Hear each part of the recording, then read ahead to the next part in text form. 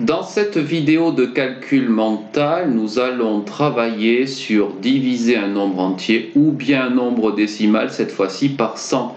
Peux-tu donner le résultat rapidement à ce calcul mental? Petite pause.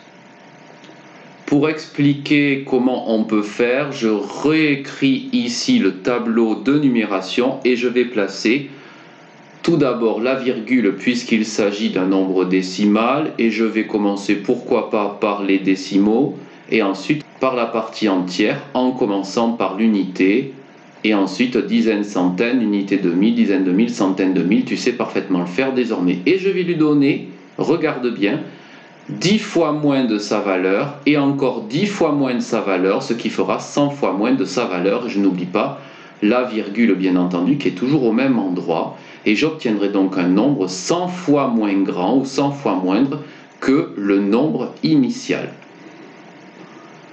Ici, comment peux-tu réécrire cette opération de deux façons différentes, mais sans donner pour l'instant la solution? Petite pause. Eh bien oui, je peux l'écrire multiplié par un centième, ou bien multiplié par 0,01, puisque multiplié par un centième ou 0,01 revient à donner 100 fois moins de valeur au nombre initial. Maintenant, tu peux écrire le résultat de cette opération. Petite pause. Pour bien comprendre, je remets le tableau de numération et je vais placer les nombres. Il s'agit d'un nombre entier, je vais donc commencer par l'unité, puis dizaines, centaines, unités de mille, dizaines de mille, centaines de mille et unités de millions. Je vais très rapidement cette fois-ci. Et je vais donc ensuite donner à ce nombre 10 fois moins de valeur et encore 10 fois moins de valeur, c'est-à-dire 100 fois moins de valeur. Et je n'oublie pas bien sûr la virgule qui reste toujours au même endroit. Et j'obtiendrai ce résultat que je peux aussi écrire comme ceci, virgule 00, je ne suis pas obligé de l'écrire. Voici un autre calcul que tu dois effectuer le plus rapidement possible, petite pause. Voici ici le tableau qui nous permet de comprendre. Tout d'abord, comme il s'agit d'un nombre décimal, j'écris la virgule et je commence pourquoi pas cette fois-ci par la partie entière, c'est-à-dire une unité, suivi des dizaines, centaines, unités de mille, dizaines de mille et centaines de mille. Je n'oublie pas la partie décimale, 42 centièmes. Et maintenant, je vais lui donner à ce nombre 10 fois, 100 fois moins de valeur. Et je n'oublie pas la virgule. J'obtiendrai ce nombre.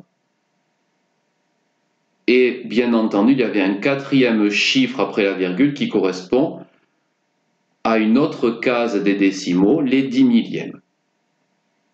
Peux-tu effectuer ce calcul très rapidement? Petite pause. Pour le réexpliquer, j'écris ici le tableau que tu connais bien. Il s'agit d'un nombre entier, je vais donc commencer par l'unité, et ensuite dizaines, centaines, etc., etc. Tu sais très bien le faire maintenant. Et je vais donc lui donner 10 fois, 100 fois moins de valeur. J'écris la virgule et j'écris donc par la suite ce nombre. Il aura donc 100 fois moins de valeur que le nombre initial. Peux-tu écrire le résultat de cette opération? Petite pause.